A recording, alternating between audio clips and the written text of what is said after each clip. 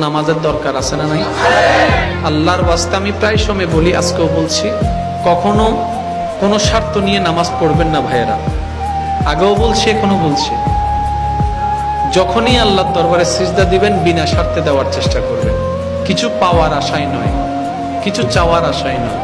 শুধু বলবেন, ইয়া রব, তুমি তৌফিক দিয়েছো, আমার মতো পাপী বান্দা আজকে নামাজের মাধ্যমে তোমার দরবারে দাঁড়ানোর একটু সুযোগ পেয়েছে।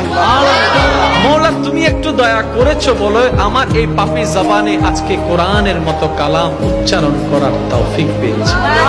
ও মাওলা, তোমার দরবারে দাঁড়ানোর মতো ন্যূনতম যোগ্যতা আমার কাছে নাই, আমার দাঁড়ানোটাই প্রমাণ করে সেটাই তোমার দয়া, সেটাই তোমার মাওলা।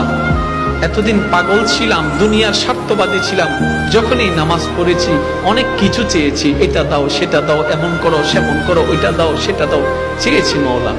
মওলা, আজকে কিচ্ছু চাই না, আজকে শুধু একটা জিনিস চাই। রব জিজ্ঞেস করবে, বান্দা কি চাস তুই? এবার আপনি বলবেন, মওলা কিচ্ছু চাই না, তোমাকে চাই, তোমাকে চাই, তোমাকে চাই।